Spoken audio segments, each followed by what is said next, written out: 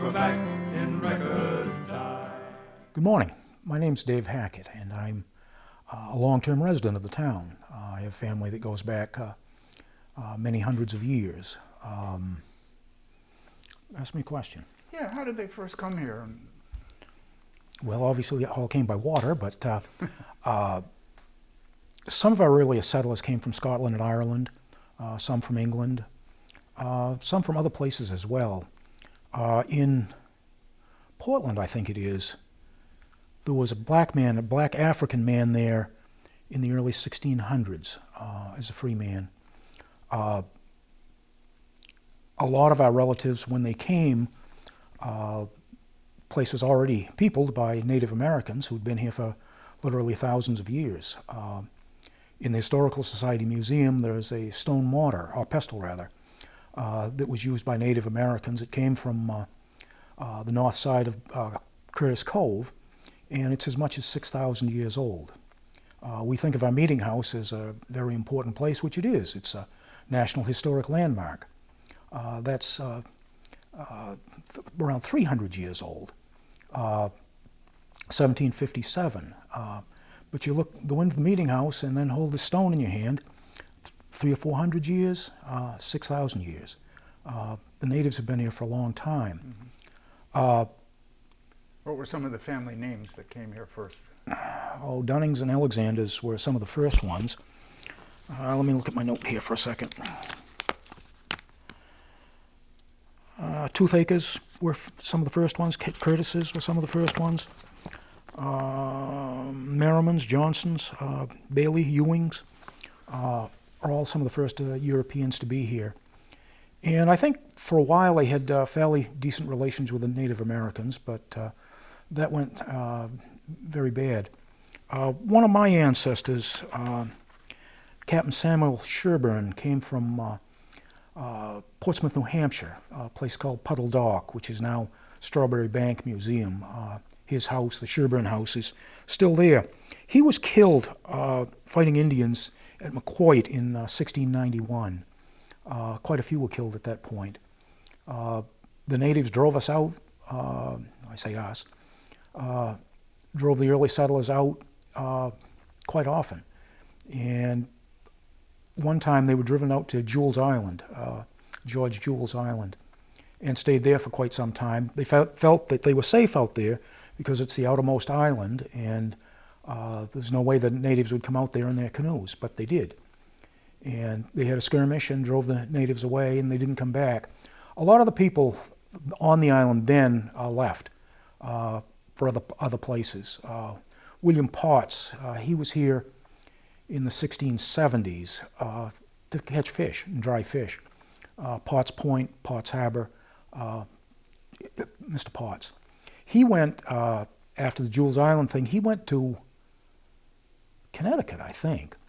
He went someplace far, quite a ways away, where there didn't seem to be as much difficulties for the new settlers.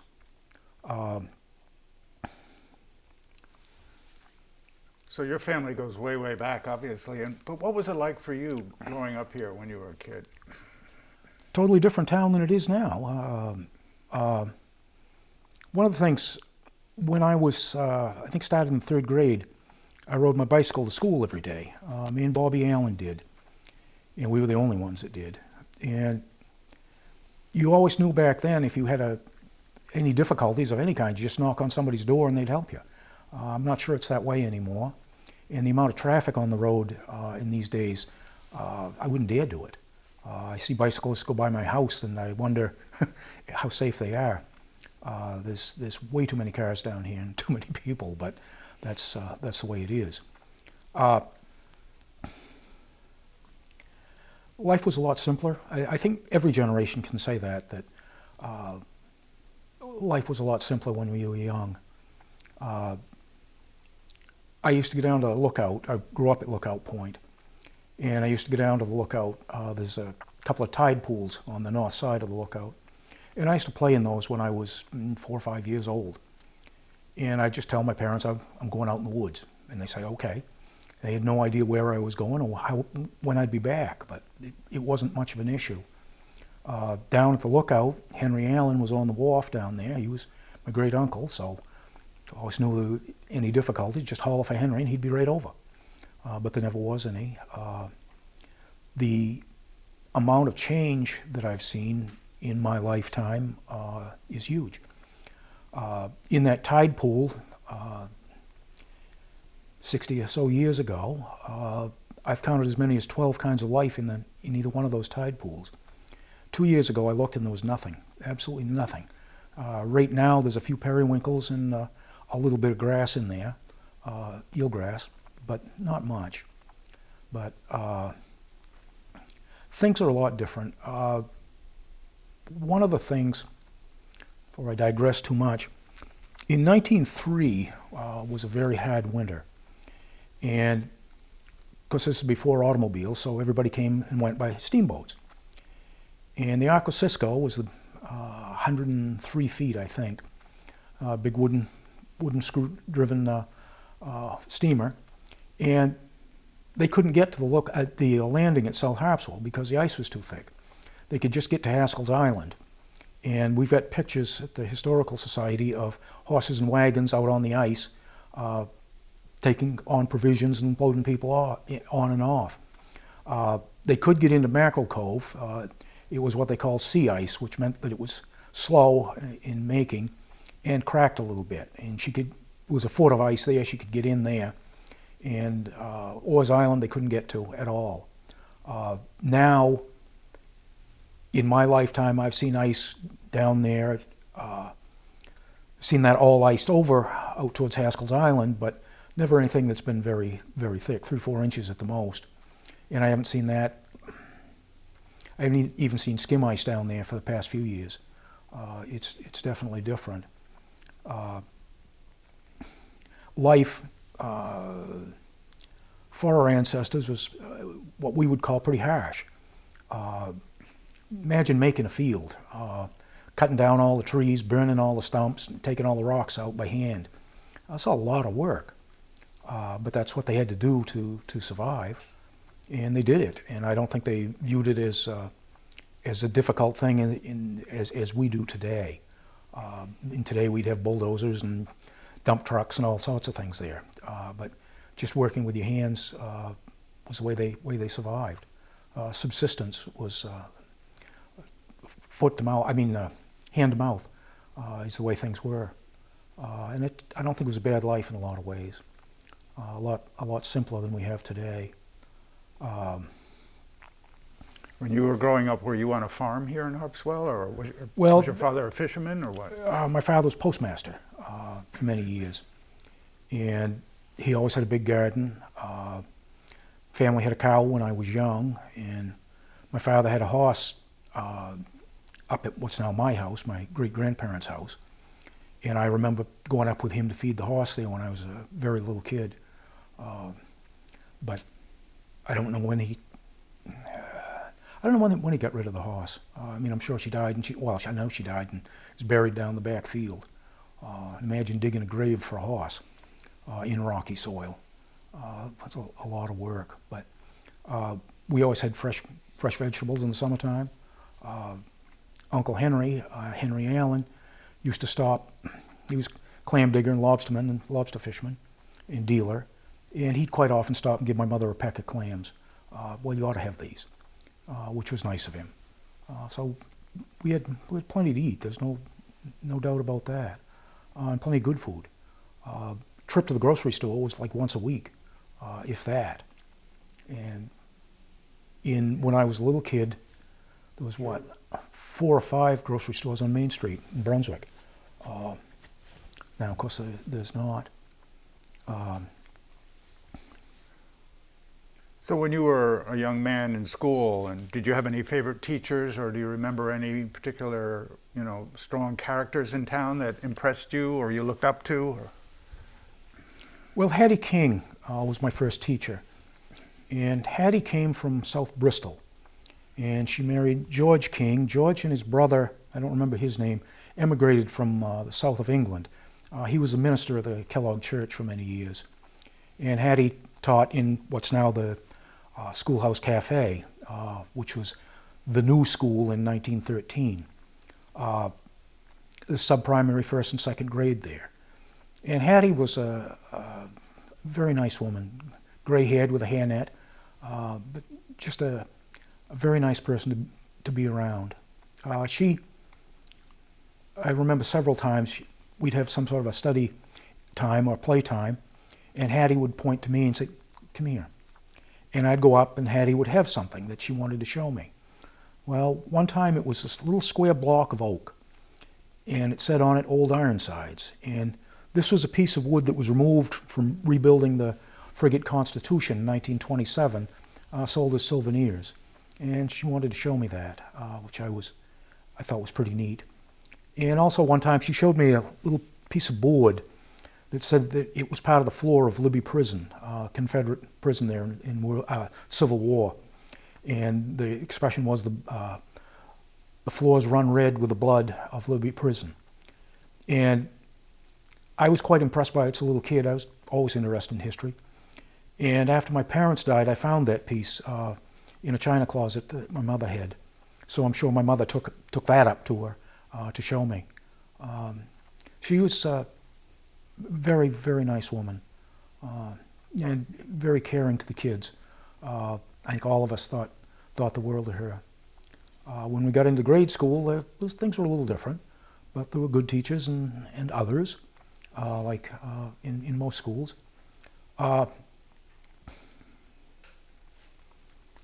My parents quite often on a Sunday afternoon would say, "Let's take a ride down at the Point." And one of the places they'd always stop was Arthur Clayton's, down on Basin Point. And Arthur was a black man. And he was the only black man I'd ever met at that point in my life. And he was a nice older guy. He was quite a flower garden grower.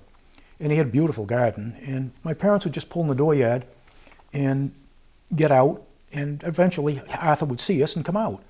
And he'd always step out the door and onto his step, and he'd light his pipe. He had to light his pipe before he came out.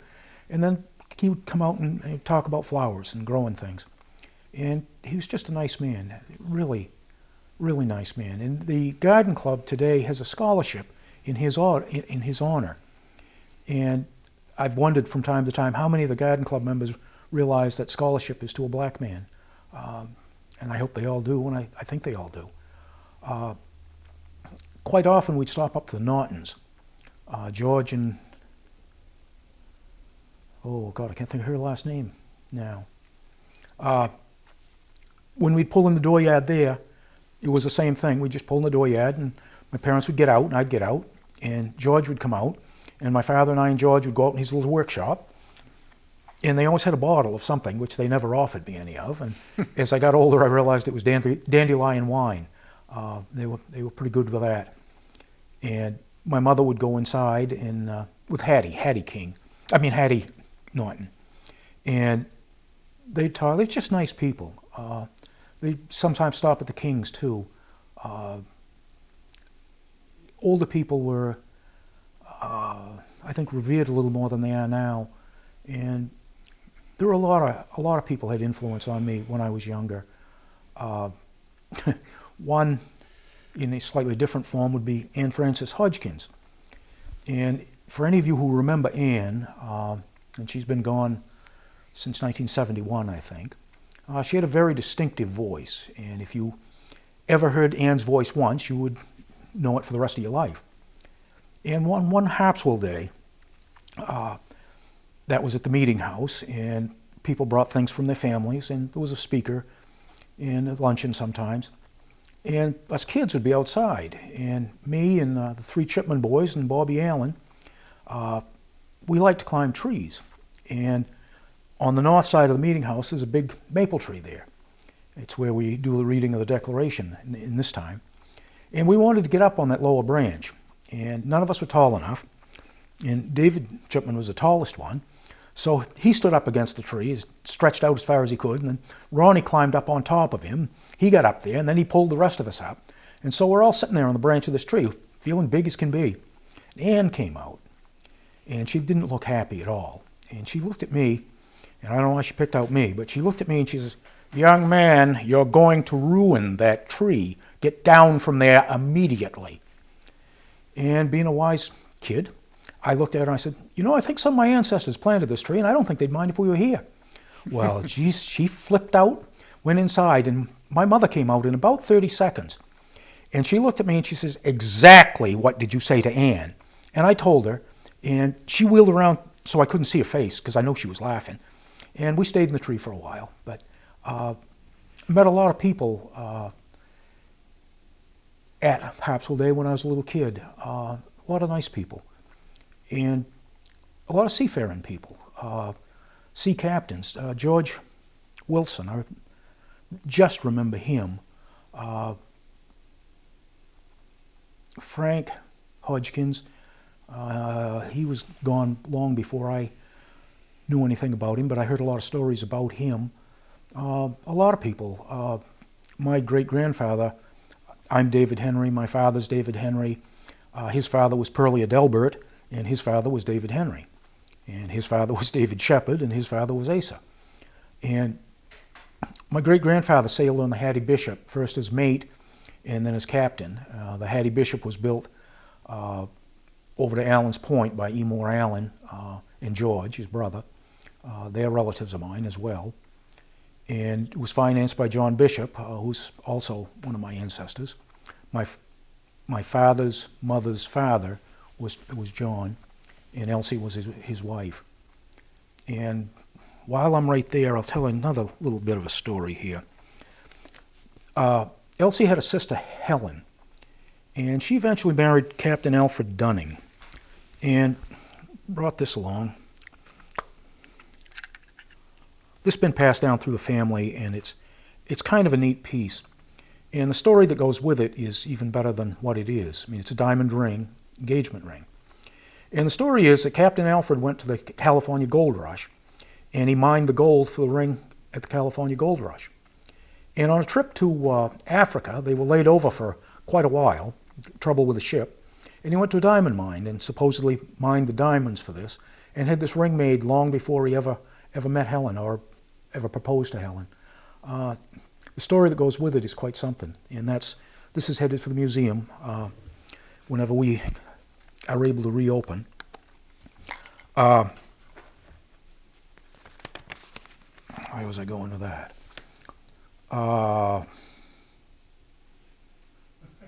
Well, you mentioned Harpswell Day, Dave, and you could tell us a little about that, and then also, how were other holidays celebrated here in town when you were a kid or a young man? Well, I guess if there was a public event in my part of the town, there were three things that I knew. I was going, my mother was going to take the tickets, and my father was going to park the cars. And I would have a job to do for part of it, but I could go play with the other kids through most of it. Beanhole suppers, there used to be four of them when I was a little kid. And we'd get down on a Friday night and build a fire in the fire pit. There'd be three Chipman boys and Bobby Allen and me and Rob Barnes and Glenn McIntyre and Mark Jenkins. And sometimes with Girl Scouts, but not so often. But we'd have to go down and set up the tables and do all the... We didn't serve, but we'd go play, and then when it's time for the end of it, we'd have to go take the tables down, load them in Irvin's trailer, and take them back to Bowdoin College. And if there was milk left over, that went back over to Granite Farm. But beanhole suppers in those days were a long event. People ate, and then they stayed a long time and talked.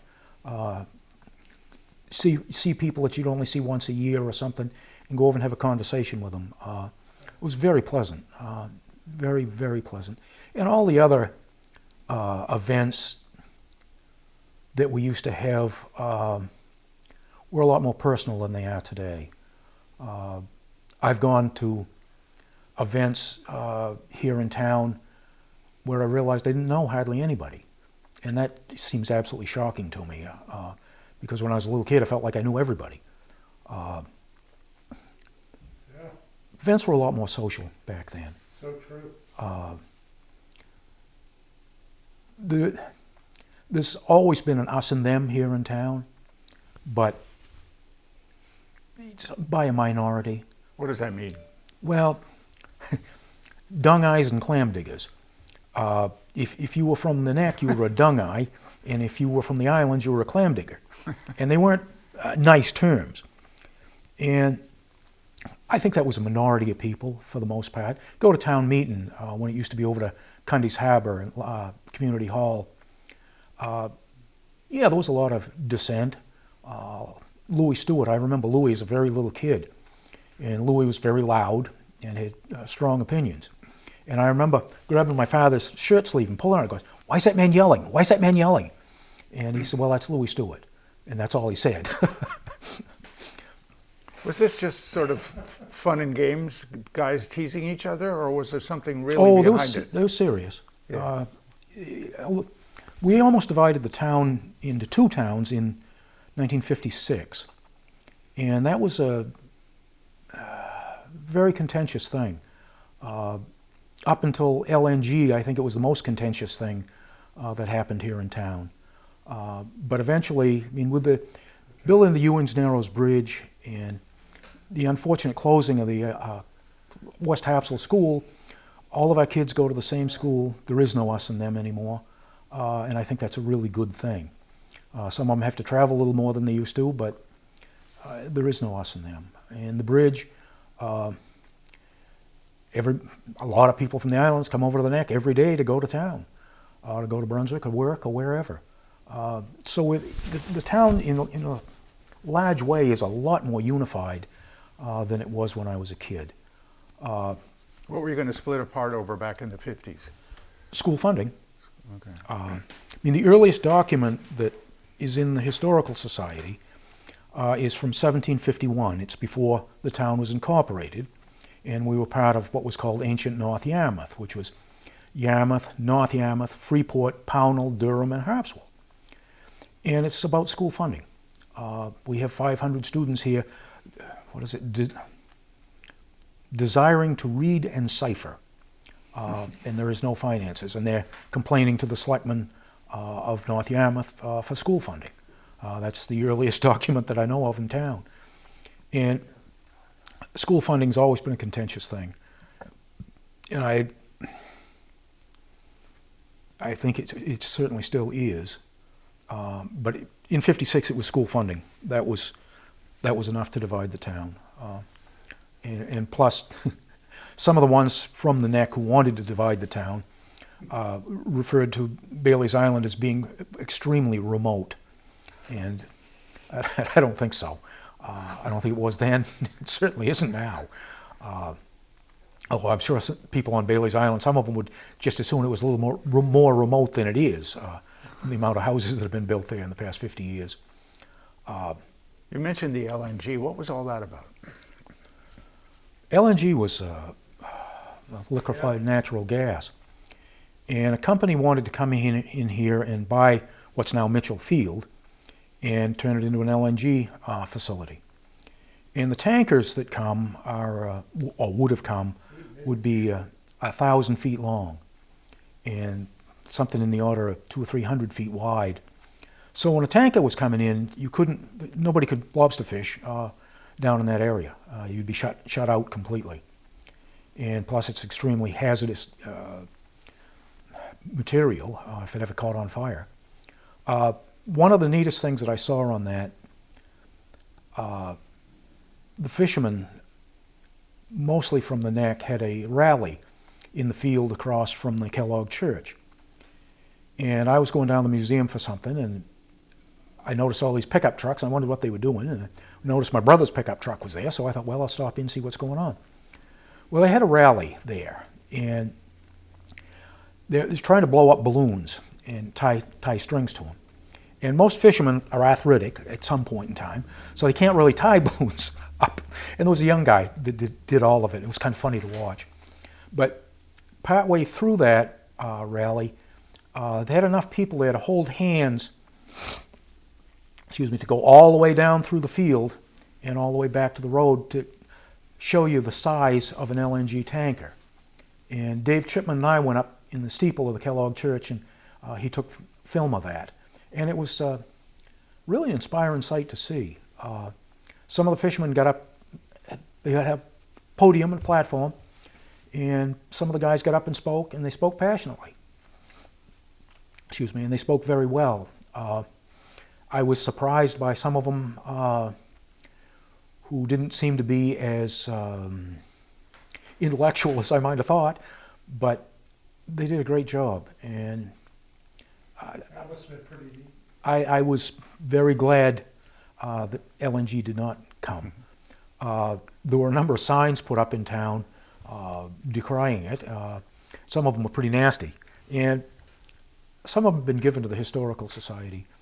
And we have every piece of paper from both sides that went out on the LNG issue. And at some point we'll do an exhibit of Yeah, that would be good. that, but I don't think it's going to be anytime soon because it's still pretty divisive. What were the proponents saying? Oh, it's going to bring huge amounts of money into town.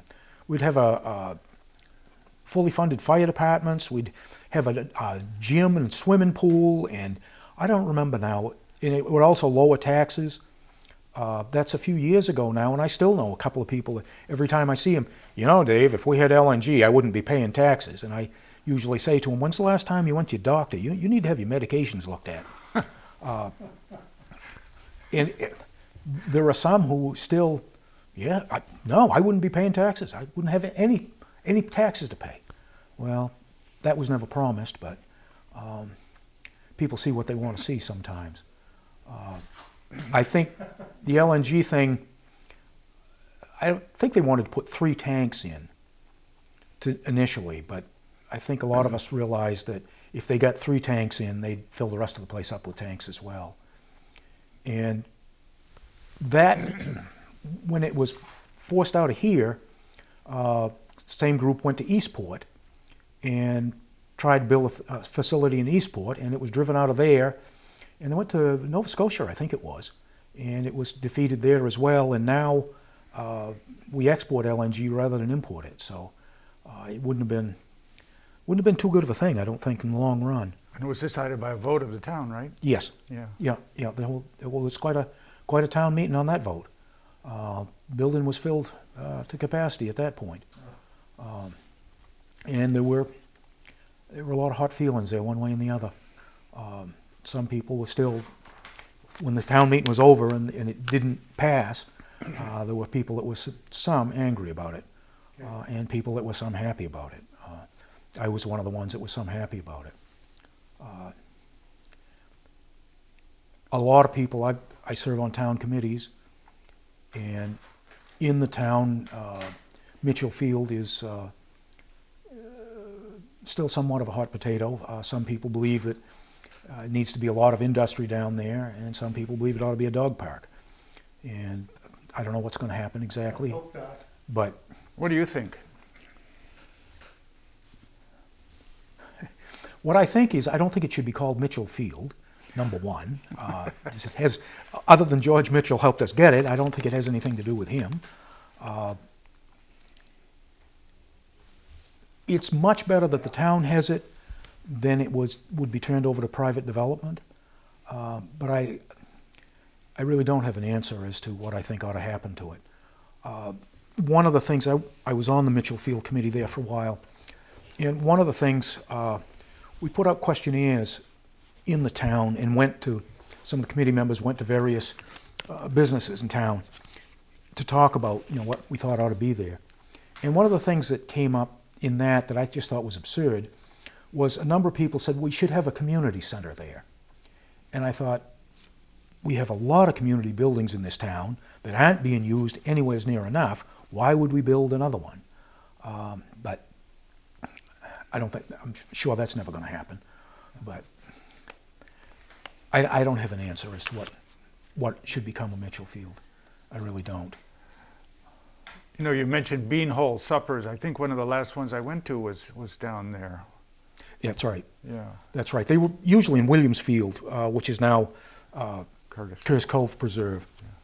Yeah. And when I was in grade school, there was a ball field down there, Williams Field. And we used to go play scrub after school. And Arnold LeMay would show up. And he was a contractor, man with a bulldozer and a dump truck, and one fine baseball player. and Annie would show up, and whoever was at bat would lay the bat down and give it to Annie. And Annie would look out in the field, he'd pick up the ball, and he'd point to somebody. And he'd bat the ball, and it would go right to him. As a little kid, I was amazed by that. I mean, he was a real fine ball player. And a very nice man as well.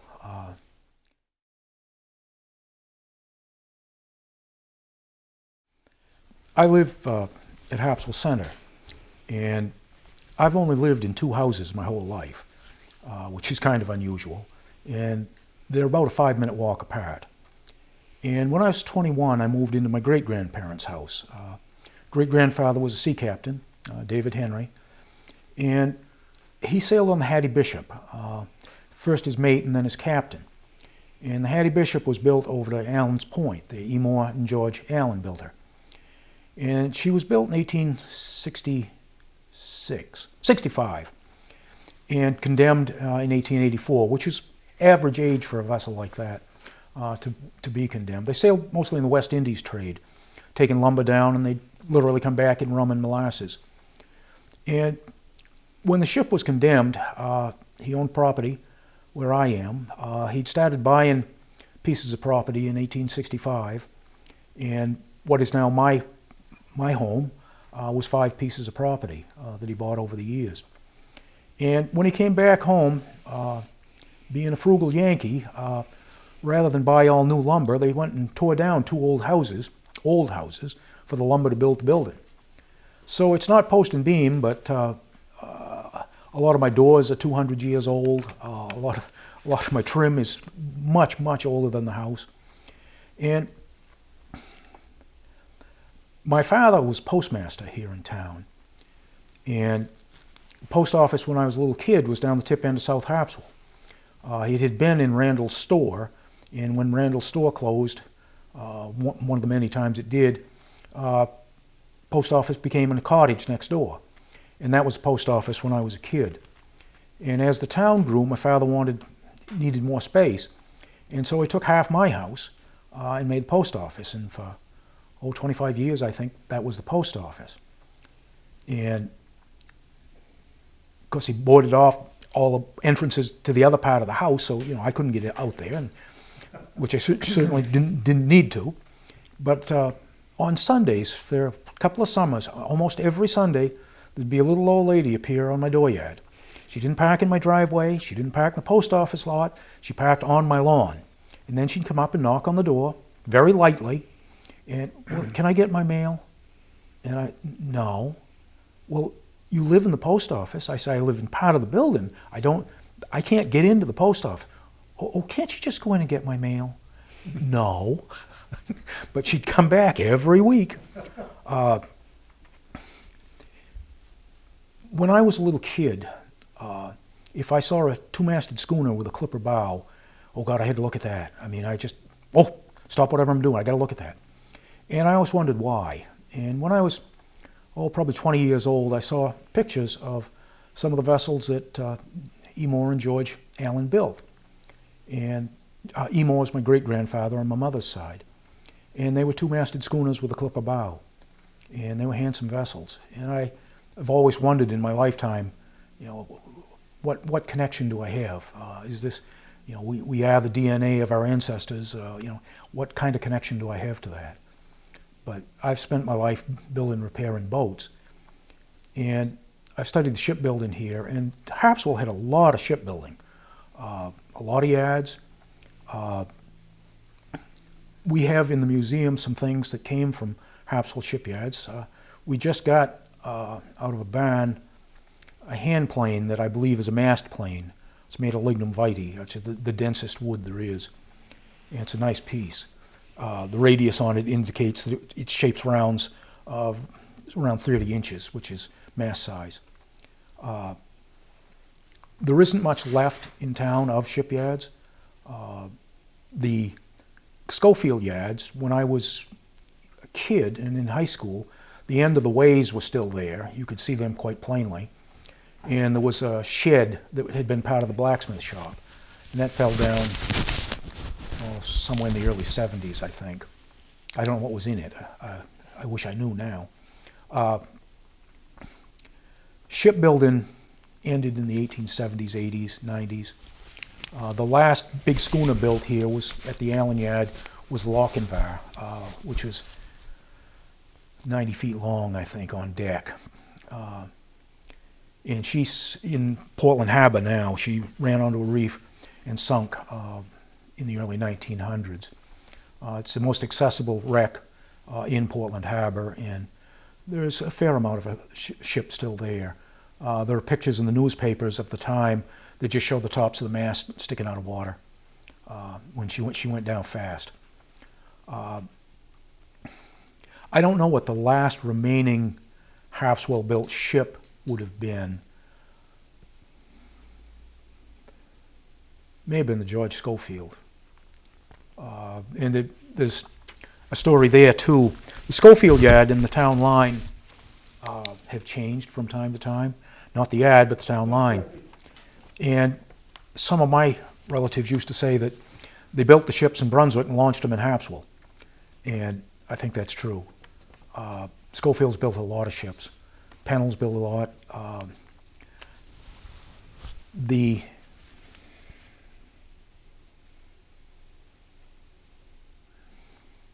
Can't think of the name of the vessel right now, but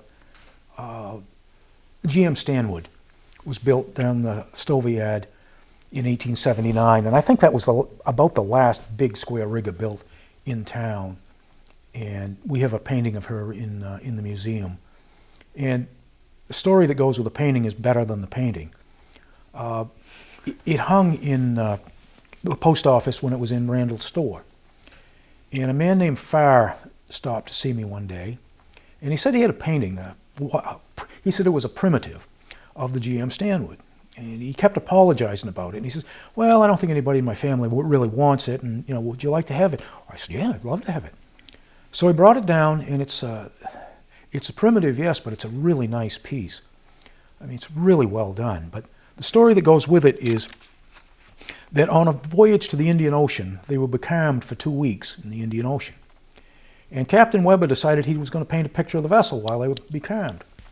So he pulled some hair out of the back of his neck to make a brush. And the canvas is what was on board to repair the sails. And the wood that was made the frame was wood that was in the carpenter shop to do repair work. And he painted a painting. And in the business of history, you wonder, how do you know what you really know for sure? And I took it to a friend of mine who's an art dealer, and he deals in museum quality art mostly to institutions. And I set it on an easel in his studio, and I said, what can you tell me about this? And he looks around. First thing he says, well, that canvas is ship's canvas. That's not canvas an artist would use. And then he said, and he looked at the paint, and he looked at the paint some more, and he said, well, that's either house paint or boat paint. He said, that's not oil that an artist would use at all. And that kind of confirms it. It's a nice story, and it's a nice painting to look at. And it's representative very much of a lot of the big square riggers that were built here. In the museum, there are some things that came from my house. There are some porcelains that came from China, or rather Japan, rather. They came on board the I.L. Schofield with Captain Charles Bishop, who's my great-grandfather. There's a painting of Captain Charles and his first wife, Sophie, and those were done in Antwerp, Belgium. And when I give tours of the graveyard, which I do most every Sunday, without pandemics, I always go to one of the places I stop is the northwest corner of the grave, and there's a raised up grave site, and there's 4 headstones in there, and one's Captain Charles and his first wife, Sophie, and she died when she was 26, and she sailed with him on a number of voyages. And on a trip to England on board the T.J. Southard, T.J. Southard was a ship owner and builder up in Richmond. A lot of my ancestors sailed for him. And on that voyage, the ship was wrecked on the English coast. They were driven ashore in a terrible gale. And the newspapers of the time said that They were rescued after very great difficulty. And what I say to people as I'm standing there is if Sophie hadn't died at a young age and Captain Charles hadn't married Alice Elizabeth, I wouldn't be standing here right now, because these are my great-grandparents on my father's side. There's a number of people in that cemetery that have sailed the seven seas, a lot of sea captains in there. Angel Curtis, for one, he sailed in a lot of places. I've got in my house, which has got to get down to the museum at some point, is a trunk full of papers from the ship Lisbon, which was Angel's ship. It's things like manifests, things like hiring tugboats to tow the vessel in and out of ports. It's supplies that they bought. It's quite a treasure trove if you have an interest in that sort of thing, which I certainly do. I've been involved in the Historical Society since the beginning. Members of the Civic Committee of the Harpswell Garden Club decided that we ought to have a historical society. And so they put ads in 3 newspapers and called a lot of people around town. It was quite a committee. It started out just members of the Civic Committee, and then it grew quite quickly to people from all over town. And we had a meeting at the Grange to decide whether we would have such a thing or not. And I was one of the people asked. I was in my early 20s back then. And we had a vote, and it ended up that Thurlow Alexander was the president, and I was vice president. And I was quite surprised by that. But it's been a good thing over the years. I've been president of the organization four separate times. But when we had our first public meeting, it was at Library Hall on Bailey's Island. And I think Thurlow spoke, but I'm not sure that I remember. But afterwards, we had refreshments, and people came around, and I was a young guy, and this older woman came along and said, why are you vice president of the Harpswell Historical? What qualifies you? And being a young guy, wise ass, I looked at her and I said, well, I guess I was numb enough to say I'd do it. And that wasn't a good response. She was not happy. And then a woman came over to me and she said, your name's Hackett, right? And I said, yes. She says, you any relation to Pearlie Hackett? And I said, yeah, that was my grandfather. Oh, God! She storms off. She goes back and talks to her husband. I wish I remembered their names, but I don't. And a fellow came over to me and he says, my grandfather was selectman here for 36 years. And he opposed building the Bailey Island Bridge for a long time. I mean, his reasoning was it was too expensive for the amount of population that it served. And eventually the state paid for it. But a fellow came over to me and he says, your grandfather stopped us from building this bridge for damn near 50 years. And I looked at him and I thought, oh God, here I go again. I says, I think it would be kind of nice here without a lot of cars, don't you? If there wasn't any bridge here, you'd have a lot more to drive. It'd be a lot nicer place, don't you think? Well, of course, both of them looked at me like they were daggers in their eyes, and then they started laughing. And we had a nice conversation after that. Very nice conversation. When it came in 2000, we had Centennial Hall, the schoolhouse, and I think we didn't have a fisherman statue back then. But I'd thought a little bit about a museum, but I hadn't really thought much about it. And one night, one of my neighbors called me, and I get a lot of phone calls, and oftentimes it's people looking for ancestors. And sometimes you find that they're old people who live alone and they're very lonely. So you end up talking to them a lot more than you really want to, but it goes with the territory, I guess. And I usually don't answer the phone much after 8. And about 8:30 the phone rings, and I thought, I don't know whether I'll answer it or not. I'll answer it. And it was one of my neighbors and said, what do you think ought to happen to the old Bailey store? And without hesitation, I said, geez, make a great museum for the town, don't you think? And he laughed, and he said, I thought that's what you'd say, and I'm willing to raise the money for it. So through a very nice set of circumstances, we raised money, $250,000, bought the building, renovated it, built the archives inside. We have an 18 by 20 foot concrete archives. It's fireproof and climate controlled. It is literally the safest place in the town. and we have a lot of treasures in there. We are an alternate repository with the state of Maine, which means that we have a lot of town records, the oldest town records. And through grants through the Maine State Archives, we had 3 grants to hire an archivist to do work to the town records, and put them in order and in the proper, cleaned and in the proper boxes. And we have a good inventory of them as well. So that's been a real good thing. Do you think we're doing enough to? Do you think we're doing enough to preserve the history of our town now? Could we do more? What else could we do? Of course, you can always do more.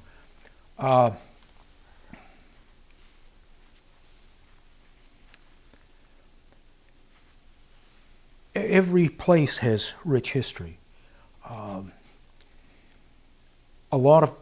I spend a lot of time visiting historical societies, and the smaller the better for me. If you've got to figure out who to call to get into a building, those are the best ones, because you know you're going to find somebody who is knowledgeable, who's genuinely knowledgeable. We do a decent job. There's no doubt about that. Could we do more? Well, of course we could. One of the things that interests me a little bit beyond just history is a couple of years ago we renovated the upstairs of the museum building into what we call subsistence workshop. And we have kids from the Coastal Academy come and we make things. And it's an elective for them. They get credit for it.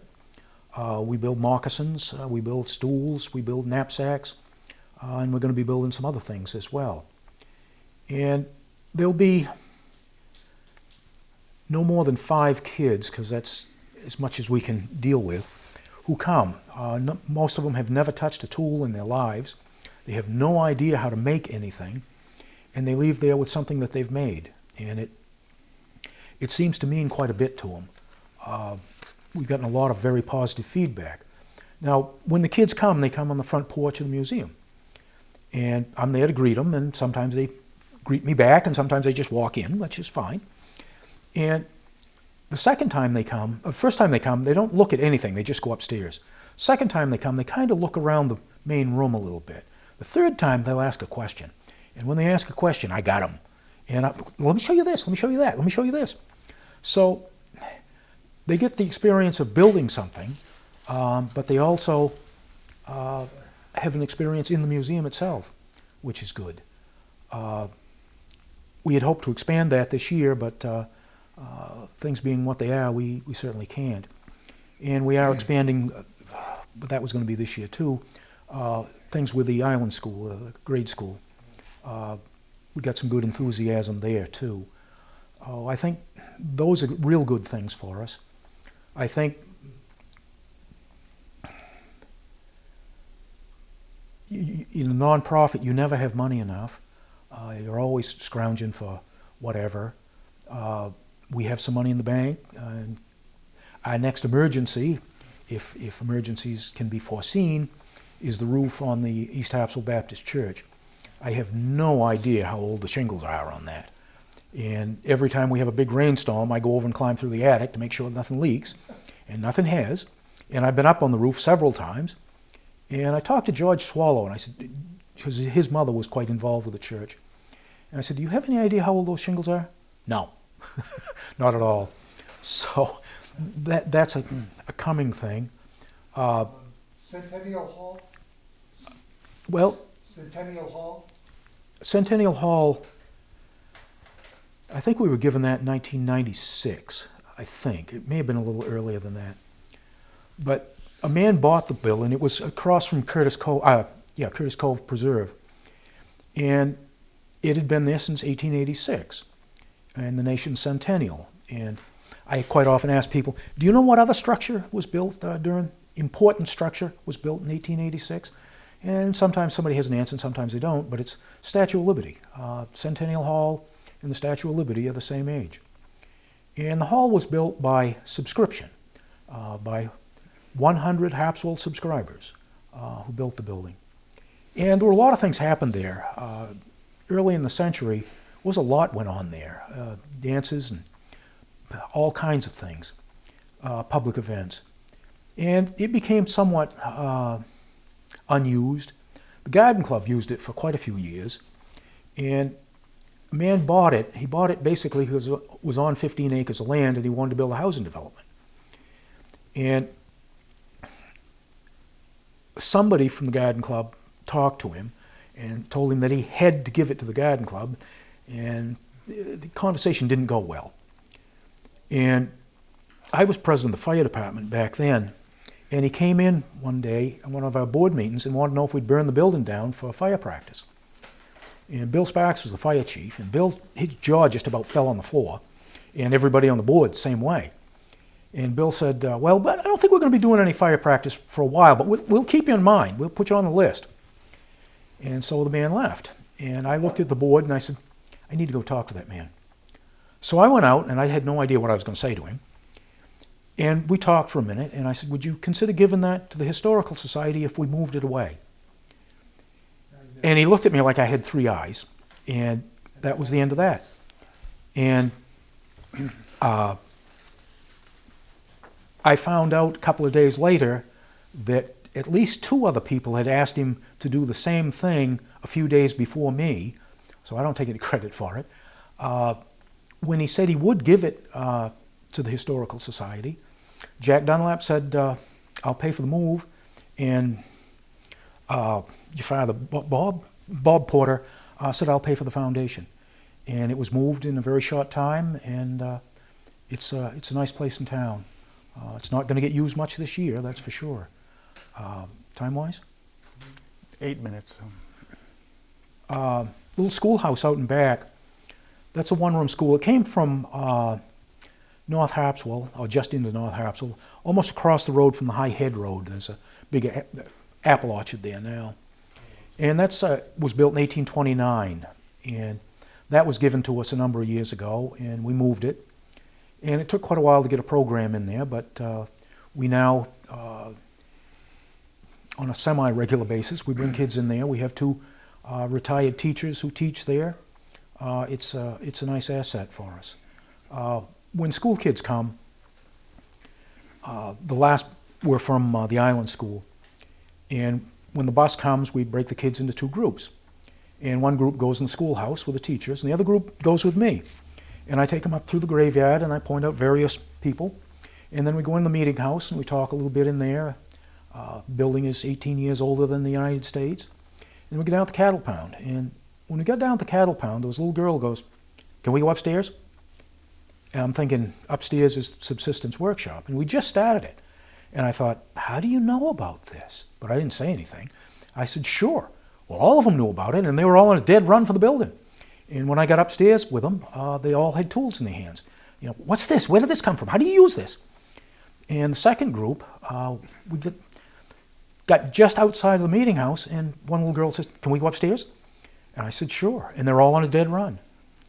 And the principal came with them, and when she came upstairs, every kid was talking a mile a minute with tools in their hands. And when the bus was getting ready to leave, I went over and talked with her for a while.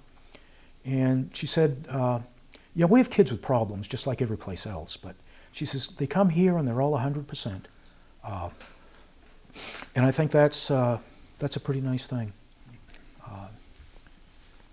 You know, we've talked a lot about shipbuilding and agriculture, a little bit about fishing. We haven't talked much about rusticators and the hotels and the tourists. And kind of an extension of that is all the retirees that seem to have settled here in recent years. Do you have any thoughts on that? Has that been a good thing for the town? We've always had retirees here. In the museum, there's a surrey that came from the Henry Allen place on Oars Island, which is a boarding house. And before automobiles, it's literally what you met the boat with. Tourism has almost always been with us to some extent. After the Civil War, it started much, much more. Now, yes, we are considered, I think, to be the oldest town in the state as far as old people go. And you see the ambulance go up and down the road 2 or 3 times a day, it seems. There's a lot of people and I think it's been true in the town for a long time, who'd like to be the last one over the bridge. They'd like to come and build whatever it is that they want to build and retire to, but not really be too enthused about somebody else doing it. The town is a lot different, as I said earlier. Some of it's better and some of it certainly isn't.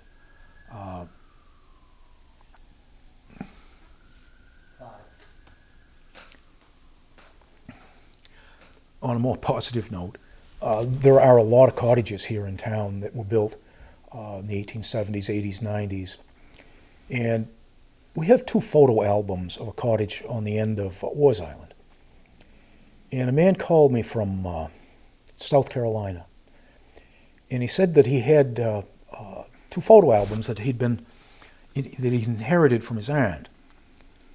And he didn't know where they were, but there was a clam bake in there, so he ended up sending some of the photographs, out copies of them, to the Shebig Island Historical Society. And the woman there said, "You need to call Dave Hackett. Those are Harpswell pictures." And so he sent me a CD of what the pictures were.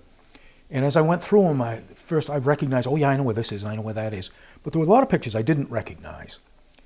And come to find out, they're all from here. They show a family coming here over a period of years. They land at the steamer landing on Oars Island. They always come to the well that used to be there. And then they go to their cottage. Pictures of them over the years, I mean, you can see them aged by quite a bit. And we haven't been able to figure out who they were, and what the family name was. And Jerry York and I have tried to do that, figure it out, and we hadn't figured it out. And I was going through some stuff in my house one day, and I came across a little card. And it's a picture of that cottage. And I thought, wow, why have I got that? And I turned to the back side of it, and it was a man's name, a doctor from Lewiston. And apparently they came from Lewiston for many, many years. Dave, as we wrap this up the last few minutes, tell us why Harpswell is a special place for you. Well, it's home. I think a lot of people don't have much of a sense of place. A woman that I used to know, I was telling her that I only lived in 2 houses my whole life. And she starts counting on her fingers. And I said, how many places have you lived? Well, about 35, I think. And to have a sense of place is settling, I think, calming. This is my home. I'm not going anyplace. My house has been in my family for generations. And it's always passed down through the family. Well, after I'd been married a few years, my mother called me one night and said, "Come down to the house, your father needs some help." And I went down to the house, and Father was doing something in the bathroom, and I said, "You need a hand?" He said, "No, I don't need a hand."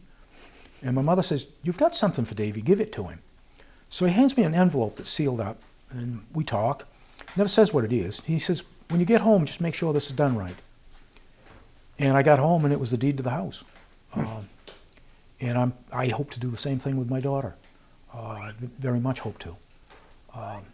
Most places stay in a family for 5 generations and then they're sold off. I don't think mine's going to be. So,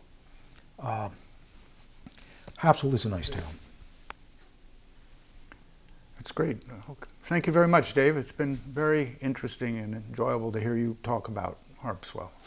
Well, thank you. I hope somebody has an interest. Very good. Yeah, it's a lot to cover. I know. Hey ho, roll and go around Cape Horn to San Francisco. Shantyman, sing, boys, pull on the line, and we're back in record time. Now at Bath down in Maine, they built many tall ships. They were paired up and flanked and launched down the slips. The strength of our nation was built on the pine of the mast trees that harnessed the wind. There was schooners and sloops and all kinds of small craft. There were warships with cannon both forward and aft, and the queens of the seas, down easters and clippers, mighty proud men were their skippers.